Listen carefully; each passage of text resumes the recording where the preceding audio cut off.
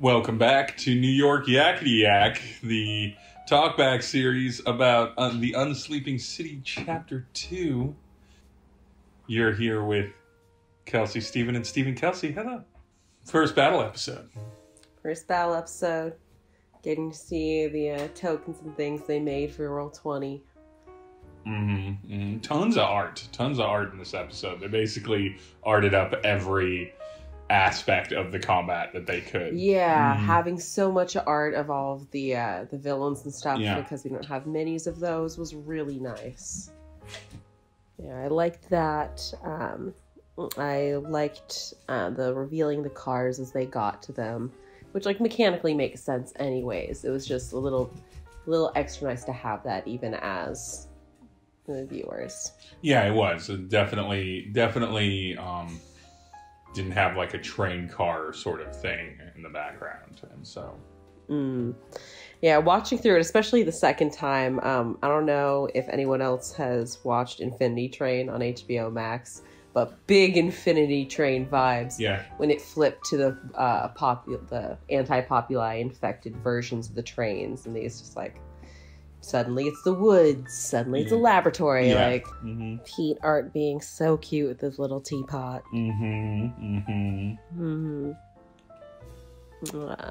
Brennan also, his little adorable anecdote, pointing out that the cells are like, what, 3.5 feet instead of 5 feet, partly to be more accurate to subway cars. I thought it was really neat to get to see the waking versus the dreaming version of each of the cars. Getting to see what's happening in the real world, and then what the anti-populi infects that into. Yeah, well, it follows so well with the theme of how New Yorkers behave kind of thing. I really loved Lou's line, "A thruple of zombies." A thruple. Yeah, can I come up on that thruple of zombies there? So, yeah, let's talk about some highlights. Or at least I'll mention highlights that I remember as best as I can, and then you can kind of fill in based off of it. So Lou's first turn, where he just does that classic cleric move. Oh, yeah, that turn undead. Or destroy undead.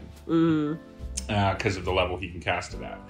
And just wiping 3 right off the board. Just being like, bam, they're gone. Yeah, it felt very good way to start the fight. Yeah, where it's just like, we've come off of Crown of Candy, right? And even Pirates of Leviathan, where they were lower level characters. It's been a while since we've seen an upper level, like a middle level character, and they're all level 10. On top of that, unlike Fantasy High, where in Season 2 in the live play, it's like, well, they were higher level in Fantasy High. They were still lower than level 10 when they started. I went and checked. Yeah. They were still lower than level 10, and they admit that their Fantasy High characters have terrible stats by comparison, because they did it the much more brutal way. I can't remember exactly, but they weren't as forgiving with the initial stat rolls. Yeah. And so their characters have much lower stats. Allie has that sweet -3. Yeah, that -3 on Dex. You know, those kinds of things. Unsleeping City, they don't look like they've done it that way. And so, like, that really both Kingston and Pete's kind of everyone's opening turns almost were like a perfect example, like what a mid-range fight looks like, where you can sort of throw the kitchen sink at a party. So then there's, it's Cody's first fight, and his first turn goes exactly as I feel it should have. Like, the dice played into who Cody is. What has Murph said? It's like, I don't know why he sucks so hard. He's the same level as Right, that was only like his second or third turn by that time. Yeah, because like there's only one zombie left, and he saves against Channel Divinity after he says a bunch of cool shit. It's just, Cody, no. Yeah, because up to that, I love pretty much every one of Sophia's turns. Because of course there's the big move round, but even her very first round, she teleports 60 feet to look into the next car. Unfortunately doesn't really learn more about the stuff bubbling up and pushing into the waking world, just like charges to the end of the train. And we find out how hard those things can wallop with that like 28 damage hit. Yeah. Not life-threatening by any means. But noticeable. But it changes the concept, because the zombies are, of course, zombies. And even the skeletons, when they appear, they're skeletons. Their stats are low. But there's all kinds of quote-unquote ghosts or specter-style creatures. And you never know. They're usually pretty low hit points in AC, but you never know what kind of, like, basically combat loadout they have. Yeah. Especially with Brennan flavoring them as just, like, tourist ghosts. I mean, Emily's sort of the perfect character for the player for this, because they have a monk. A monk is about movement speed, and the setup of the battle, as we discover, becomes, please hustle to the front of this train. Deal with the conductor / train going to run into the end of something and everyone gonna die. It took a little bit for the players, I think, to realize how quickly they had to get through it. It's not that it wasn't said that, like, let's go into the end of the line. Like, the implication was there, but it wasn't, like, crystal clear that you guys need to hustle. You can't keep spending time. And, like, because after that, more enemies spawn back in the first car. The skeleton enemies. Yep. Just continued bad luck on actually getting information on things that are happening. And that one from Ricky, just to hear more about the skeletons. And it was nice to have the reminder for people that Ox functions as Paladin steed. Yeah. For that movement speed, which was really crucial. Yeah, 100% crucial. Immediately doing that right out the gate. I mean, it really gives Ricky an advantage as a paladin of movement that doesn't typically exist for many paladins in a combat. Yeah, it was great when the skeletons showed up and Cody's just trying to figure out if they're good or bad. They're good. Are these cool skeletons? Are they friends? Isn't that the first interchange between Cody and Ricky, where, like, Ricky's like, I'm gonna figure you out, guy. Yeah, that, like, I'm gonna put in the work to get to know you. Like, that was one of my favorite lines from the episode. I just love the idea that Ricky's like, I'm a nice guy and I want to be friends with everyone. This dude, like, he's like, no, I'm sure once I get to know him, he'll be cool. This guy. And then Ricky just putting that skeleton to rest, like his the ability, I can't remember what it is that he's using, but that he uses a couple times, that just one shot, just like calmly putting to rest dead things. Yeah, and having Zach be the one that has to do it as Ricky, so you don't get some sort of, like, amazing speech of it's like, it's time now for you to do that. He's like, maybe you should just go hang out somewhere else.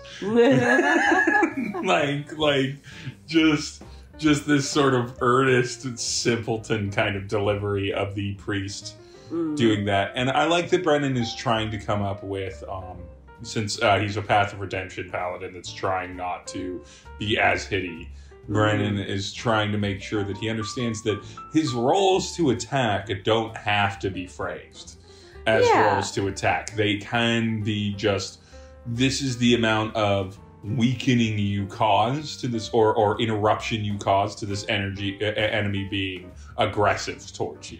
It doesn't, you can flavor that, and it's a good information for me. Because, like, the conversation comes up so much. It's like D&D is all about fighting. It's like, it doesn't have to be. Between the DM and the character, they can work out real fucking clever ways. Like, hit points is just a measurement of how exhausted an enemy is. Like, it can be injury, but it can also just be like, I'm done. Right, because, like, psychological damage still does damage to you. Right? Yeah. Emotional, things that are emotionally, fear can still do damage to you. So they've already implied that everything can do quote unquote damage to you. It's mostly just a measurement for how weakened the enemy is in their resolve to hurt you. That usually translates as physically, but it's cool to see it. I like it. Yeah. And later it comes in big time. Later it absolutely becomes important that Ricky doesn't honestly care about hitting the villain. Yeah, next I really liked Pete's 44 damage, careful spelled fireball. Just incinerating everything left in that car. Yep, just whoosh. Let's move. Cleared it. Yeah, Kingston then, like, trying... Basically, I really appreciate Lou, basically, like, making certain, like, okay, what is it we're supposed to be doing, and starting to, like, get people to move through. Because Kingston takes his dash action to start moving up the train quickly. That gets Cody following him, Naruto running up to a ghost, and compelling duel successfully. Yeah, that was cool. That's very, very in character for Cody. Is to be like, you're gonna fight me, like wanting to pick a specific fight, basically. Yeah, so because it was like there's this cute moment of Cody just like wanting people to call him cool shit. But so in retaliation to compel duel, the ghost attacks. Cody makes his first save, but fails the next one, which is the one that makes him age 20 years. So it's his own compel duel that if you look caused the chain reaction. At the first basically 2 rounds for Cody, they are absolutely just beefing it on a BMX bike or a dirt bike repeatedly. Like doing something where you take a jump, you incredibly beef it, and then the bike falls on top of you at the end of the fall. Like that's what it's definitely what it feels like. It's just so accurate for him, and he becomes a 47-year-old man. 47-year-old man. Body just everything they role played out after that for the next few minutes. Cody's body rejecting his terrible all pizza diet. 4 monster energies today, and it's like, no. Fucking Basothrax being like, oh my god, Cody, you're the manager, fix me. Why is your body so much less comfortable now? Everything's slow, what's going on? Just every beautiful bit of it. Every bit of it. Just sending it through that Cody is one of the most amazing comedic characters. But yeah, you know, they do some good fighting with the ghosts. I think Pete banishes a couple of them at some point. I know I'm kind of jumping around within their initiative order. He does, yeah. He eventually banishes some of them. Yeah, banishes some of them, and everything like that. But it allows. But like what? So I was really impressed by Emily's reaction to this, though, because one of the next things that happens is Sophia casts silence, preventing ghosts from doing that to anybody else, which is important because it tries it on Cody again later, and he happens to be like, the silence is still there. Yep. Ooh, yeah, that silence play. Yeah, I was trying to remember how they dealt with most of the ghosts to get people through the car, because Sophie casts silence and then bounces out of there, right? Yeah, and then Ricky does Shield of Faith on her, which was super helpful. And then just like turns around and crits on a ghost. Yeah, it is. They absolutely handle. It's so funny because each car by itself, and especially if they'd been squatted up as a group of 6, would have been nothing, honestly. Except. So let's see, there's the banish, there's the silence, there's Ricky knocking a ghost out and everything. Kingston pretty much just rolls forward, right? Yeah, because Iga commands one of the ghosts out of the way. Yeah. So Kingston's able to roll forward. I also love that Iga is persistently, whether she's with the main group or eventually as she travels with Ricky, is just the person in the back, just being like, quit it. Yeah. Stop, get out of the way. Like, I don't really want to be in this shit, but like I'll participate, but like from back here. I'm a middle-aged woman. I'm comfortable. But yeah, and so Kingston's the one who reveals the what was it? Was it like a guy eating a bunch of like wings and soups and everything? Brennan spent a lot of time on the waking world version of the werewolf. And everything is like just all these balancing sauce, lots of wet foods. Yeah, foods. They don't complete when you eat them. There's so many foods. Bones and things. Bones. And then he becomes a werewolf. And that's when shit gets potentially concerning for Kingston, because it's a real werewolf. It's not like a like a full lycanthropy creature. A werewolf, if it bites you, you have to save against becoming a werewolf. It is, as they said, like, is it that simple? Yeah. It is that simple. I know that's a little bit ahead. Yeah, so once he reveals the werewolf train, that's when he actually finds out, okay, he gets it nailed down from Brennan that they have about 3 rounds to get through the rest of the cars, and shouts that out to everybody, which starts the real push to get to the front. And just I love just the constant remarks digging in on Cody having just aged out of the remains of his youth. Yeah.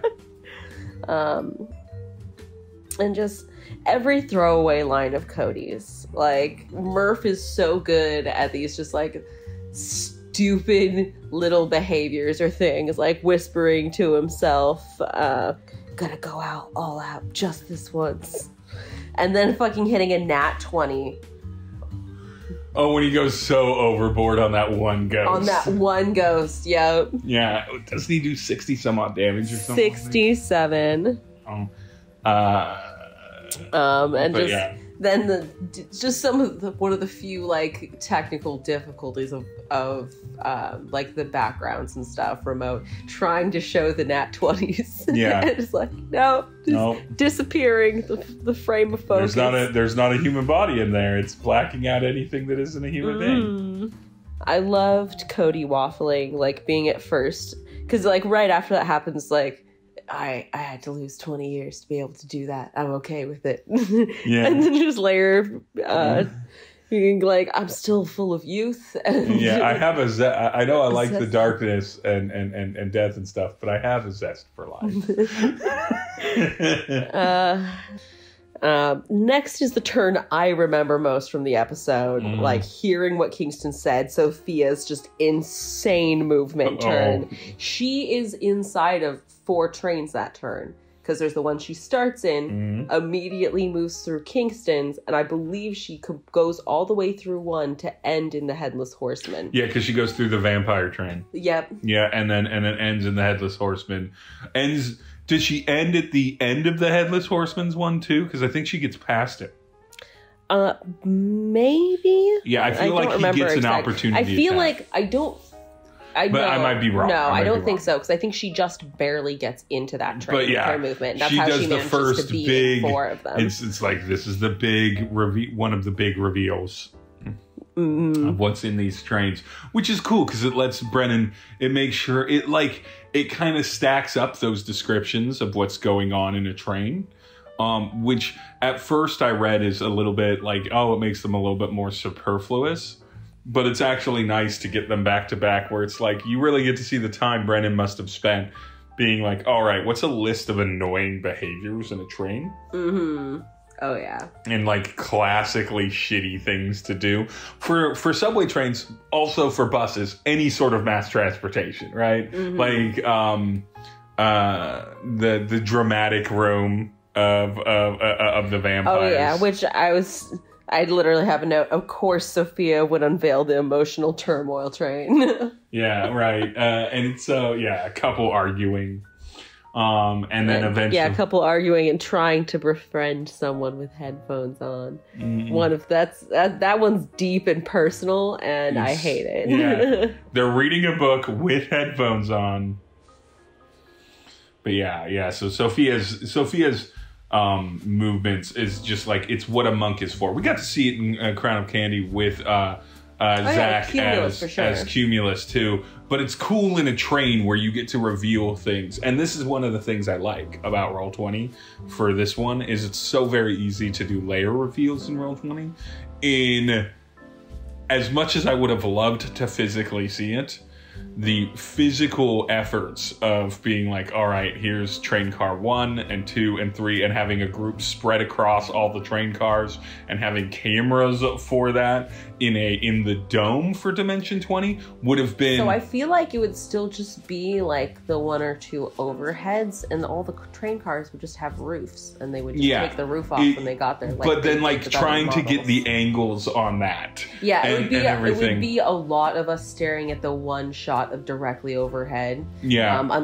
Because they could do what they did with other things, where instead of just the roof, all of the walls came up. So it was just the platforms for once they were there. So then they could do normal angles. And also, like, I will admit, not that I would question the Rick Perry and team could do it, but I will admit, having all these different thematic train cars with, like, their aesthetics and everything, that's a lot of work on a physical miniature set.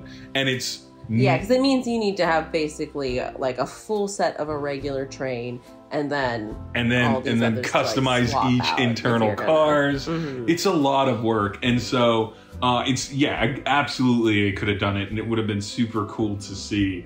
But like, they almost would have had to hand cam it to get visibility on the minis real well, and not have it be confusing to watch. So it was cool that they began taking advantage of Roll20 and being like, well, if we can't do miniatures, this is something that's a little easier to implement. I was amused. The art for the couple was very much Bella and Edward inspired. Yeah, absolutely. Some millennial twinkly vampire bullshit. Yeah, and then we have the werewolf bite on Kingston that he has to save against. Yeah. It was very cute, just like role-playing. Yeah, he's up on his vaccine, his magical vaccine. Yeah. You know Kingston. You know Kingston keeps it. And Pete does that clutch haste on Ox. So that the like movement goes up to something like, I think it was 120, and then, you know, plus the extra movement.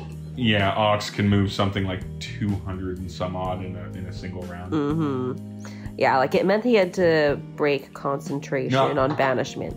I apologize. So those ghosts came back. Those ghosts came back, but it was worth it. And I apologize, it was 360 on a round. It's the reason I perceive it as 270 is because later they get to a section where he has to go over rough terrain, and they cut it. Because it's 120 plus dash, which is 120, plus the ability to take a bonus dash on top of that, which is another 120. So it would have been 360 feet, which is bonkers. Yeah, that is a bonkers amount. The spider train. The backpack train. Well, yeah, and we'll get there. But. Ricky's calm emotions on the werewolf was so adorable. My sweet pup, listen. It was good. It was so good. It was it's a great way to deal with a problem and get it out of the way so that people can move through the train. Exactly. Except for Cody. Yeah, and then like he just kind of does some more stuff. So yeah, he gets through the werewolf train and then gets to the spider car. Uses Lucky to reroll a nat 1. Which gets him through saving from poisoning on all the opportunity attacks the spiders got to get him into the next train. Yeah. And then I loved the movement swap because that's when he had Iga with him. Yeah. And then Iga, on her turn, thunder steps her and Ricky the last 90 feet into the conductor train. Yeah, like the amount of movement that happened between Ricky and Iga on that turn is very good to see. Well, it's the kind of thing, again, it's the kind of thing you could do at mid-campaign that with miniatures and with maps is so cool to see. It's so neat to see those things happen. And I'm so glad that they as a group took advantage of it. It was a really neat, just like Brendan also pointed out, was very excited that it kind of was as fun and neat as he hoped with all these unveilings, and just like kind of the experience of stringing everybody out from each other a little bit as they kind of... And they really did spread out a lot. I love what eventually happens because Cody, for whatever reason, stays in the ghost train because he thinks he has to deal with these are his chosen enemy or something like that. Yeah. Because he was still right behind Kingston and Pete. And so then what it becomes is this awesome little stroll of the close friends of Kingston and Pete sort of strolling through the train. This is a little bit later. It's not significant to the turn order, but I just like while we're talking about the being stringed out, it's like Ricky, Iga because she's being towed along, and Sophie are moving. They are using the things that they have. Yeah, while the two Voxes just kind of handhold Cody through. They're like, is Cody okay? All right, he's okay. We're gonna walk to the end of this train. We'll see what's up, kind of thing. And they're just sort of walking and being bad at it because they're just whipping great spells. Times they are taking dash actions. They are, but like they're not. Yeah, because a lot of what at least once what Pete's doing is using his quicken spell so that he can so he can dash and then bonus action cast. Yeah, and that's cool, but like, yeah, and it's not that they're not doing anything, it's that they're moving at the pace of normal speed characters as best as they can, and because they're level 10 casters, they're also whipping out super cool, like they're just dealing with whatever's in front of them. Yeah, just like, just making Cody wish he could sell his soul to anyone else. Can I sell my soul to Kingston? I'll sell my soul to anyone who can fix me. It was I really like this move where when they got to the witch train, the witch crit on Iga, and Ricky successfully uses Rebuke the Violent, and just destroyed the witch because it got a nat 1 on its save. So all of the damage it did to Iga flips back to it. Oh my goodness. Yeah, because that was devastating. That brought Iga down pretty low as a single attack. And again, that's just kind of... Yeah, they hadn't been hit yet, so they still have like 20-something life. But like, it's the kind of thing where it's like, if anything else in this train at this area hits you, you could go down. And that's what I like about this, is that after the zombies and skeletons, it was like werewolf, vampires, big giant spider things, like with a bunch of poison checks, right? Big damage is waiting for them. These are the types of enemies that can do them, and by using their skills and the confidence they have in their current ACs and abilities, they manage to avoid the dangers of it. Yeah. Yeah, I really loved the kind of this, like, the Zeus-like description of Kingston's lightning bolt. That is kind of like very cinematic. It's dope as fuck. It was very good. I can't even remember what he was attacking on. I just remembered the description of it. It might have been. I think it was the horseman. Is the horse? No, it was the vampire train. Yeah, because he wasn't. Yeah. Yeah. It was the vampire train, and he clears out that vampire train with that fucking like, give me the lightning coming from the third rail to a power. Yeah, Brennan continues to do a great job of just tying everything into New York vibe. And then Cody just ruining his sword just to make some sparks for his Thunderous and Divine Smite to toast the very last ghost. Remember, Naruto running as a 47-year-old man, more winded and slow. What I like about that too is there's just so much casual. It's so clear how much the players love, love how ridiculous Cody is. Where Lou's just literally having Kingston being like, he's gonna do an Omni Slash. I don't know what that is, but I want to see it. And it's like you could have, as an older man, gone two ways with that, and both believable for Kingston. Of he's gonna do an Omni Slash, whatever that is. I'm sure he's fine. We'll just keep an eye on him and everything. But it's so obvious that the players are being deeply affected by how exciting, how just nailing this character Murph is. And they're just like, oh, he's just the best. It's fun, and it's like Cody belongs with a Buster Sword at this point. Really does. It was obviously what he needs that big metal paddle.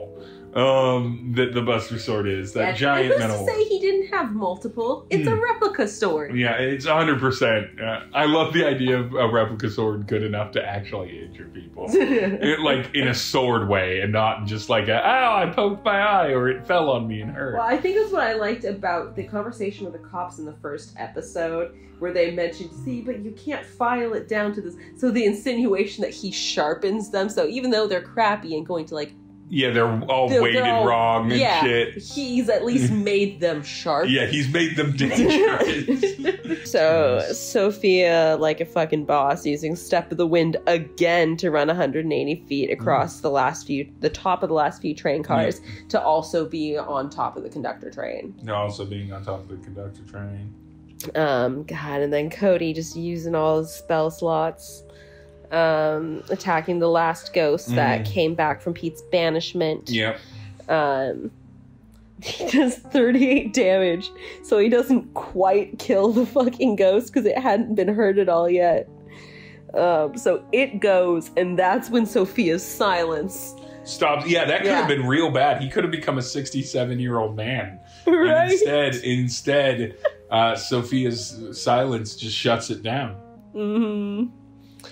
So then we're back at the conductor train, where the mad scientist and monster had appeared.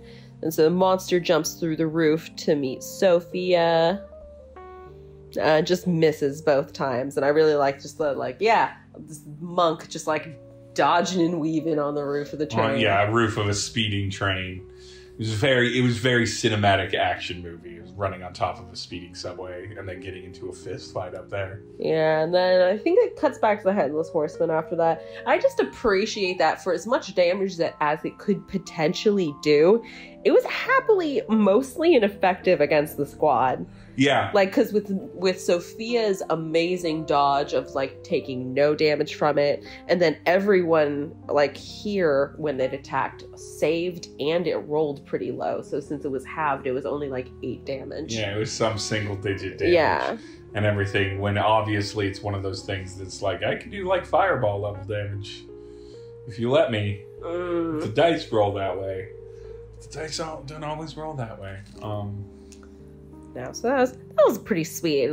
Gave the flavor of it and potential danger of it, but didn't actually hurt our beautiful heroes. So then we're back to Ricky up in the conductor train. Yeah.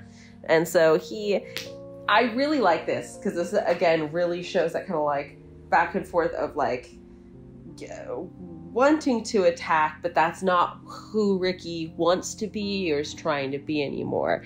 And so at first he charges the mad scientist, and then it's okay, I'm gonna try talking to him first. And they find some information out. Brennan is okay, he's about to cast some big spell. You could grapple, he has to have his arms and mouth free, so you could grapple him to potentially prevent that. And then that's when they kind of remember the whole okay, I have Ox and turn order matters.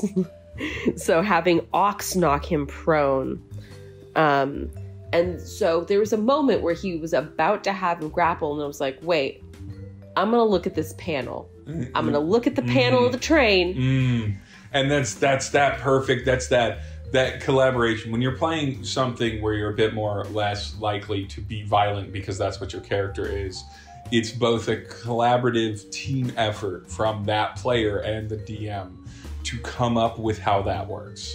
The DM for giving you opportunities to use all of your ability kit and something like that. And then the player, in this case Zach, coming up with thinking about what is available in the space that could still be important. And it was just Brennan being okay, this is going to be hard. This is a 20.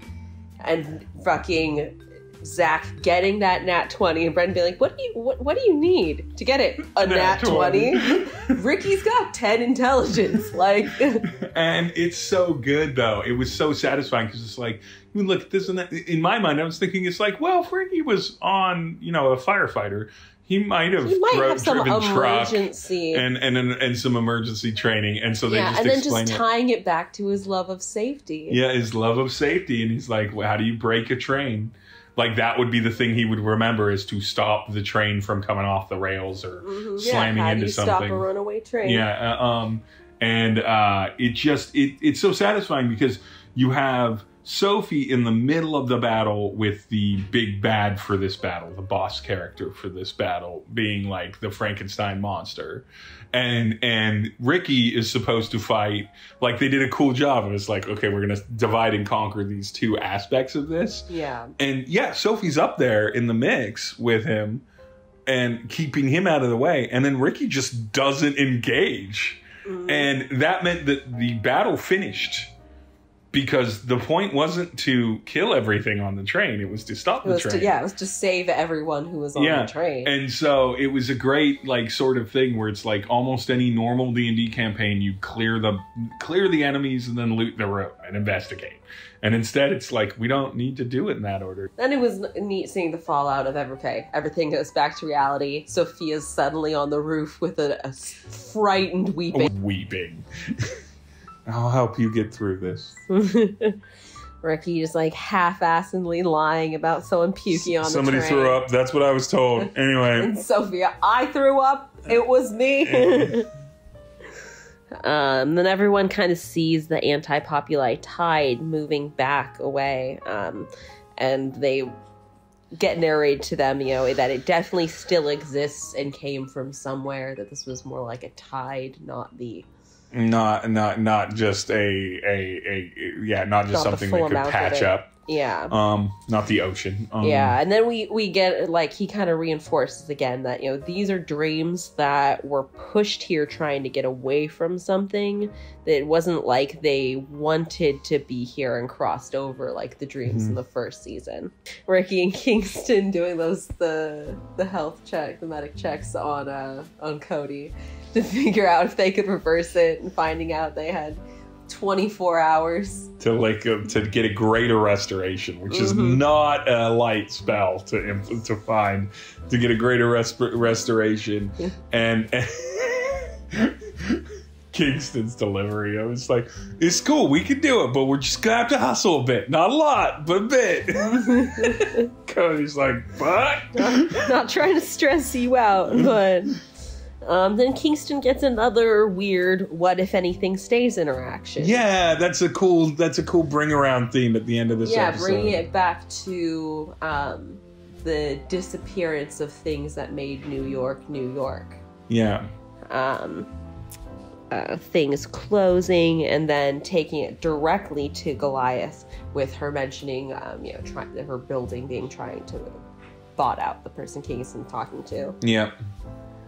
And just the adorableness of everyone like coming up and chiming in, being like, yes, this is also part of the task force. Continuing on. Ega, oh, you used to do predictions for me. All right, Anastasia, you're also part of this task force? Trying to get Cody to go look at the illusionary sword. Right. I go to the sword. I walk to the sword. Yep. And then so there's basically that conversation, and then Brennan narrates that anti-populi creeps into Iga's box, which I'm super uncomfortable with, and then the episode ends. There's also something else about Iga's box where Iga just kind of casually mentions that they might also have a way to solve Cody's age problem, but it's pretty dangerous, so we're going to do this. And I have a theory about what's in that box now. Oh, yeah. Only because we've seen the character art, and in the character art, they state the class the character's in. And Iga is a warlock, parentheses, genie. So I think a djinn or a genie is in that box. And it's not Aladdin genie. That's not the kind of genies that exist in D&D. They are incredibly dangerous creatures that absolutely grant you wishes. Very monkey's paw style wishes, and so it's the kind of thing that you can put a lot of lore behind. They are extremely powerful, basically godlike characters that are locked to objects usually. And so I'm thinking that's what's happening, and some of that anti-populi creeping into the box is, like you said, when they did that, I'm like, oh fuck. But yeah, I'm real excited to dig more into Cody and Iga. Especially, I want more info on that fucking box. I'm so excited for them to get to the chantry. I'm so excited for the lore dump next episode. Yeah, because it's going to be a big fat lore dump. It's going to be a big old fat lore dump. It's going to be a thick-sode. It's going to be a thick-sode. I love it. Cody, now it's been 3 episodes, and there's been no second that Cody has been talking or featured in the episode that hasn't been outrageously hilarious. This is one of the funniest things to happen to Dimension 20 is Murph getting to play full Jersey Murph. No, I am really excited for when whatever the depth is going to be. Not everything has to be the sort of the Pete arc or a lot of the Kingston arc of season 1, which is about the loneliness and how much you give yourself to the city and everything and connections there. It can all be like Ricky season 1, where it's you're struggling with things, but you're not deeply emotionally traumatized by them. you're just struggling with with how to connect to this young woman, how to present yourself, and and everything. So it's like a little bit of an arc, and so that's what I think they'll give Cody, is like a little taste of an arc, not like a big one. Thanks for listening, everybody. Yeah, wait for all this lore. Yeah, all the lore from it. Thanks again to all the fan artists that have agreed to allow their wonderful art in this episode. You can find links to them in the description below, and of course I will be tagging them on Twitter as I did last time. Thank you very much.